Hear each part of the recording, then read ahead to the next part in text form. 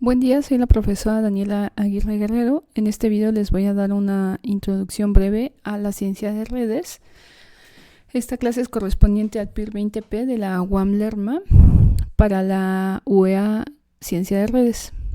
Bueno, lo primero es que vamos a ver el concepto del modelo matemático de red. La ciencia de redes nos permite modelar fenómenos para analizarlos y eventualmente poder comprender su comportamiento y predecirlo. Incluso ahora vamos a ver a qué tipo de fenómenos me refiero, pero lo primero es comprender el modelo matemático de una red. Bien, una red, digamos que en el ámbito de las matemáticas se llama gráfica o grafo y se compone de dos elementos, nodos y enlaces. Los nodos son los puntos amarillos que vemos y los enlaces son las líneas que los conectan. Esto nos sirve para modelar distintas cosas. Por ejemplo, los nodos podrían representar computadoras y los enlaces podrían representar cables, por ejemplo, que conectan esas computadoras. También nos podrían servir para representar los nodos proteínas y los enlaces podrían representar interacciones entre esas proteínas. También los nodos podrían representar personas en una red social y los enlaces relaciones que existen entre estas personas. Los nodos podrían, por ejemplo, representar tweets y los enlaces podrían representar retweets. Entonces nos sirven para modelar distintas cosas. En esta red en específico que estamos viendo tenemos 8 nodos, los puntos amarillos, y N nos sirve para representar los nodos, y tenemos 11 enlaces que los representamos con la variable M. Otra cosa importante es que nosotros medimos a veces el grado que tiene cada nodo. Esto se refiere a cuántos enlaces tiene un nodo. Por ejemplo, el nodo B1 tiene 3 enlaces. Bien, vamos a ver ahora dos modelos generales de redes que se repiten mucho en algunos de los fenómenos que vamos a estudiar a lo largo del curso. Uno de ellos es el modelo de red aleatoria. En este modelo, la mayoría de los nodos tienen más o menos la misma cantidad de enlaces. Es, por ejemplo, como si esta red nos representa las relaciones de amistad en la universidad. Los nodos seríamos nosotros, las personas que vamos a la universidad, y los enlaces, el enlace que cada uno tuviera de amistad con otra persona, pues serían los enlaces de la red. En una red aleatoria estaríamos hablando de que todas las personas que están en la universidad tienen más o menos la misma cantidad de amigos. Esa es la idea de una red aleatoria, que todos son más o menos iguales en cuanto a cantidad de enlaces. Por ejemplo, aquí tenemos una red donde tenemos 130 nodos y si nosotros identificamos a los 5 más conectados, o sea, los que en el ejemplo serían los 5 más populares o con más amigos, veríamos que esos 5 tienen un enlace o una relación de amistad con el 27% del total de los 130 nodos. Esta es una red aleatoria, entonces todos los nodos tienen más o menos la misma cantidad de enlaces. Tenemos otro tipo de red que le llamamos las redes de escala libre. En esta, la mayor parte de los nodos tienen pocos enlaces, que sería como que la mayor parte de las personas en la universidad tienen pocos amigos, pero hay un pequeño grupo de nodos o de personas que tienen muchos enlaces. O sea, hay un pequeño grupo que son muy populares y la mayor parte no lo son, la mayor parte solo tienen 1 o 2 amigos. En este caso, para este modelo de red, si nosotros tomamos en este ejemplo con 130 nodos, igual que en la anterior, la aleatoria, en ambos son 130 nodos, aquí los 5 más conectados tienen un enlace directo con el 60% de los nodos. ¿Qué quiere decir? Que de 130 personas, las 5 más populares conocen al 60% de la población de la que estamos hablando. Hay más modelos de redes, pero por ahora nos vamos a quedar con estas dos para los ejemplos que vamos a ver. Entonces tenemos aquí una red de computadoras. Las redes de computadoras se pueden estudiar a distintos niveles y en esta imagen en específico es la imagen de la red de internet en Estados Unidos en el 2000, pero lo que están representados aquí los nodos no son computadoras locales porque serían muy pocas, sino son dispositivos que se llaman sistemas autónomos, que digamos que nosotros cuando nos conectamos a internet, nuestra computadora se conecta con nuestro proveedor de servicios, por ejemplo, no sé, Telmex, Telcel, etcétera, y ellos a su vez se conectan con un hub que le vamos a llamar sistema autónomo. Entonces, el internet se puede estudiar al nivel de sistemas autónomos. No nos importa con quién se conecte cada proveedor de servicio, qué sistema autónomo le está proviendo el servicio de internet. Aquí nada más estamos viendo los sistemas autónomos.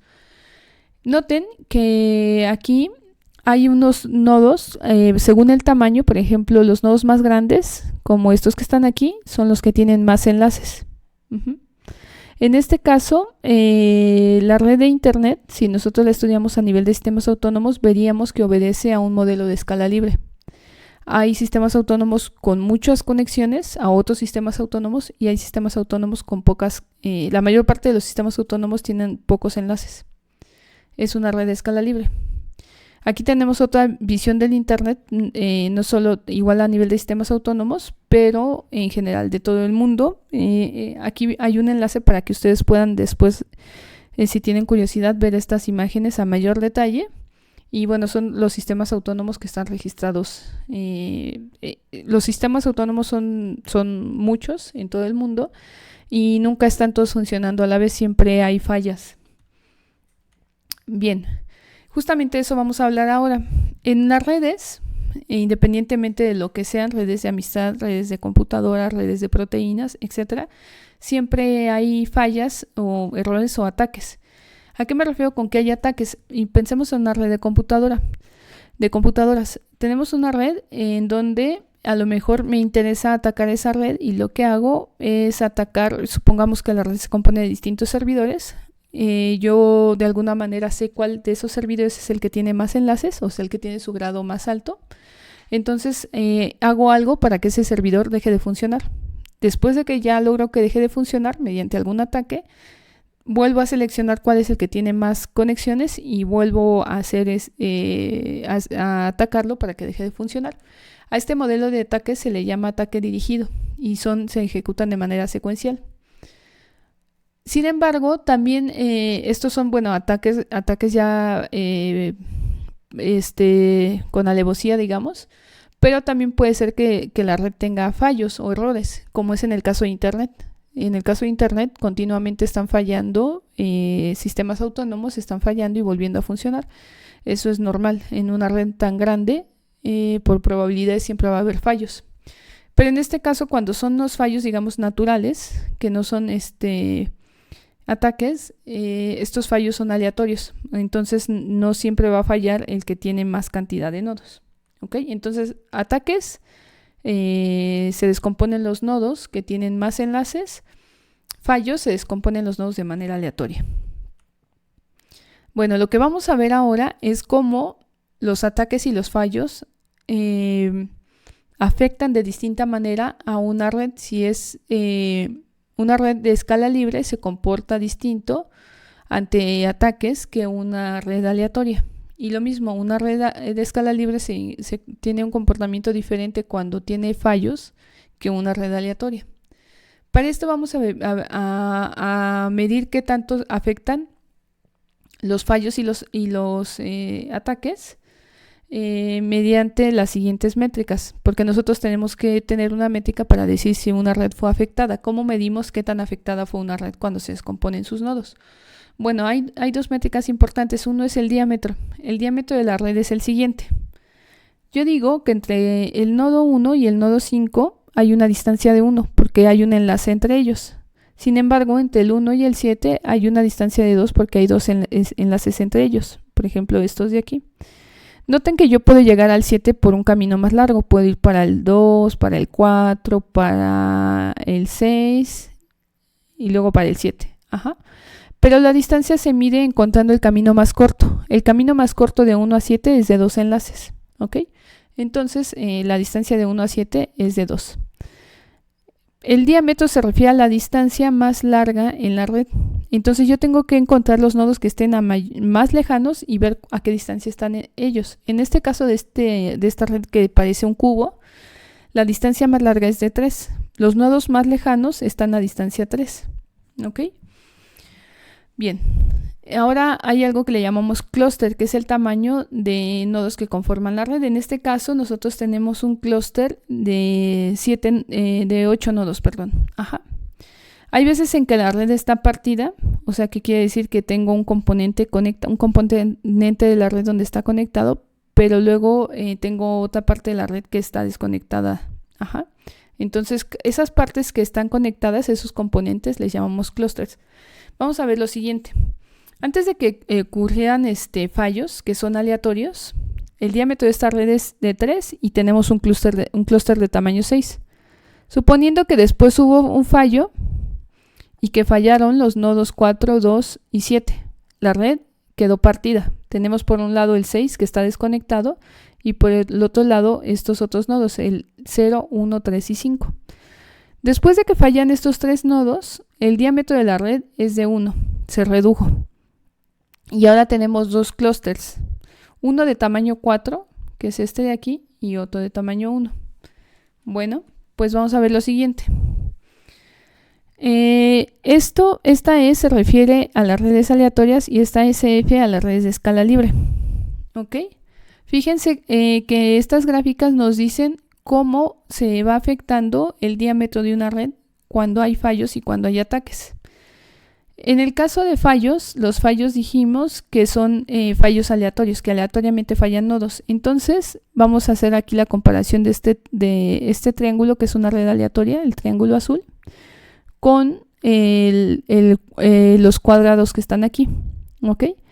Cuando hay fallos aleatoriamente, la red de escala libre no se modifica su diámetro. Por lo regular ni siquiera se entera que hubo fallos en cuanto al diámetro. Hay fallos aleatorios en la red de escala libre y el diámetro sigue siendo más o menos el mismo. Pero si la red es aleatoria y hay fallos, el diámetro va creciendo un poco, si se dan cuenta. Con los ataques pasa algo contrario. Cuando yo ataco de manera dirigida, o sea, cuando yo ataco, estudio cuál es el nodo más conectado y lo elimino y así. Cuando yo ataco una red aleatoria, que son las del diamante rojo, el diámetro igualmente va creciendo, pero si yo ataco de manera dirigida una red de escala libre, fíjense que la afecta mucho, hace que su diámetro vaya creciendo. Aquí tengo este mismo análisis para el caso de la red de internet y la web. Aquí hay que diferenciar que una cosa es internet y otra cosa es la web. Internet es la red de computadoras que están interconectadas. Ajá. Se puede estudiar a distintos niveles. Por ejemplo, podemos decir que una representación de la red de internet está dada por la red de sistemas autónomos y cómo están conectados esos sistemas autónomos. Eso es el internet, es una red de computadoras. Otra cosa es la web, que es esta de aquí, la www. La www se refiere a lo siguiente: cuando ustedes entran a una página web, hay enlaces. Hay enlaces de esa página web. Por ejemplo, entran a la página web de la UAM y probablemente hay un enlace a una página web distinta. La página web entran a la web de la UAM Lerma y a lo mejor ahí encuentran un enlace a la web de la UAM Xochimilco o de la UAM Coajimalpa. En el caso de la web, esta red se representa por páginas. Y cada nodo de la red representa una página y los enlaces son cuando de una página encontramos un enlace a otra. Entonces, por ejemplo, vamos a ver aquí. Por ejemplo, no sé, vamos a entrar a la UAM. La página de la UAM. Fíjense, la página de la UAM tiene enlaces a Twitter, por ejemplo. ¿Ok? Entonces, en este caso, un nodo de la web representa la página de la UAM, otro nodo representa Twitter y ambas están conectadas porque la UAM tiene un enlace a Twitter. Esa es la web. Esa es la web. Una cosa es la web y otra cosa es el internet. Bueno, aquí vemos que en el caso de ataques, el internet es muy afectado. Su diámetro crece cuando lo atacas, pero si los fallos son aleatorios, no le pasa nada. Y a la www igual, a la web. Si nosotros tiramos páginas, los ataques afectan mucho, pero los fallos no. Durante el curso vamos a ver por qué se da este comportamiento. Pueden ir pensando un poco en esto. ¿Por qué los ataques aleatorios afectan más a una red aleatoria? Perdón, ¿por qué los ataques dirigidos o los ataques afectan más a una red aleatoria? Y ¿por qué los fallos afectan más a una red aleatoria y los ataques afectan más a una red de escala libre?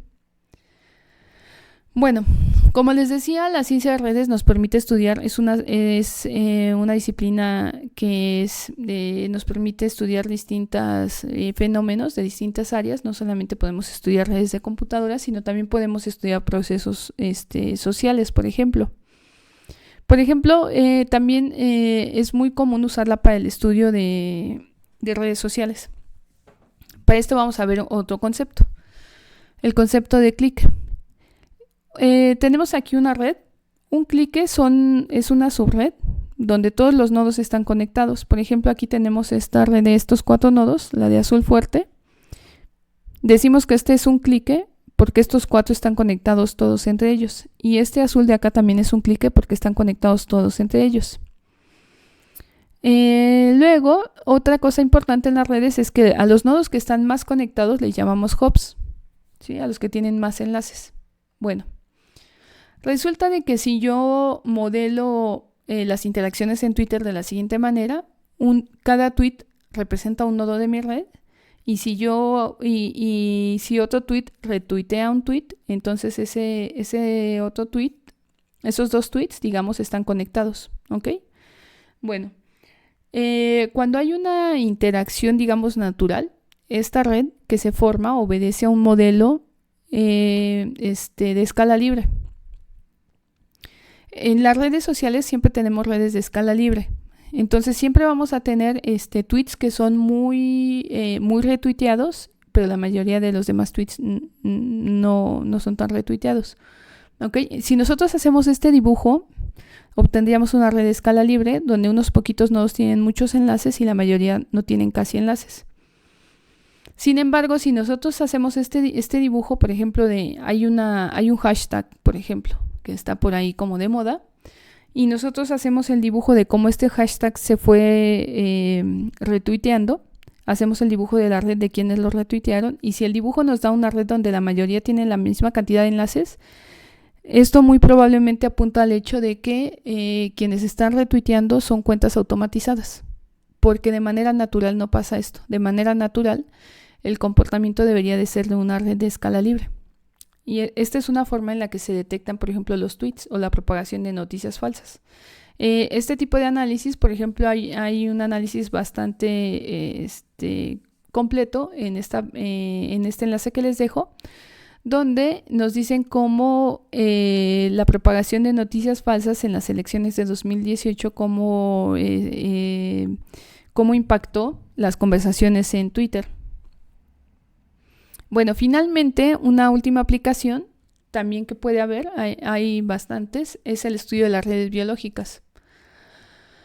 Por ejemplo, aquí tenemos una red que modela la interacción de proteínas en la levadura comercial. Entonces, resulta que estas redes de proteínas obedecen a un modelo de escala libre. Y también estas redes de proteínas se ven impactadas en el caso de que haya fallos en ella. Entonces, esto es también una parte muy interesante. Hay una área completa de la bioinformática que aplica mucho la parte de ciencia de redes para ver cómo afectan las interacciones que pueda haber o los fallos que puede haber en redes de proteínas y de otro tipo de redes biológicas. Finalmente, les voy a mencionar un poco de las herramientas para el análisis de ciencia de redes y más o menos lo que nosotros veremos durante el curso. Entonces, como les decía, la ciencia de redes nos permite modelar, analizar y predecir el comportamiento de fenómenos naturales y sociales y bueno, de muchos de otros tipos, fenómenos biológicos, etcétera, ¿no? Nosotros tenemos un fenómeno que queremos analizar y por lo regular queremos analizarlo para dos cosas, o para predecir su comportamiento o bien para comprender su comportamiento. Por ejemplo, una aplicación muy digamos, popular de la ciencia de redes es el estudio de la propagación de epidemias, que también se analiza desde una perspectiva de ciencia de redes. Entonces, para modelar estos fenómenos usamos una red, obtenemos una red que nos modele el fenómeno. Para eso tenemos que estudiar un área de las matemáticas que se llama la teoría de gráficas, y a veces también es necesario tener conocimientos de álgebra lineal. Ya que tenemos este modelo, para analizar los datos, por lo regular muchas de estas redes que son interesantes de analizar tienen incluso millones de nodos. Para analizar esto utilizamos Data Science y bueno, aquí necesitamos práctica en algoritmos propios de Data Science y también en programación. Finalmente, ya una vez que tenemos nuestro modelo, que una vez ya que analizamos, por ejemplo, analicemos qué tal este modelo que obtuvimos de un fenómeno, que en este caso, por ejemplo, qué tal se comporta ante ataques o ante fallos, pues entonces queremos predecir cierto comportamiento, ¿ok? Para eso ya podemos usar distintas cosas, entre ellas técnicas de aprendizaje automatizado, de Machine Learning. Y igualmente en este caso pues hay que saber de algoritmos, hay que también tener conocimientos de probabilidad y de programación. Durante este curso vamos a ver varios ejemplos de ciencia de redes. Vamos a estudiar varios de ellos y bueno, aquí están los contenidos generales. Vamos a ver los modelos de redes. Primero la introducción a la teoría de gráficas, modelos de redes. Esto de medidas de centralidad es algo relacionado con la cuestión de ataques y de fallos. Algoritmos de PageRank, les invito a que busquen, vayan adelantándose un poco. Este es un algoritmo que utiliza Google para hacer sus sugerencias cuando nosotros buscamos una página. Y vamos a ver cómo se da la propagación de fenómenos, como propagación de noticias falsas o de epidemias en una red. Y finalmente algoritmos también de clustering. Algoritmos de clustering se refiere a, por ejemplo, en una red social, cómo se forman comunidades que tienen intereses en común. Bueno, esto sería todo. Muchas gracias.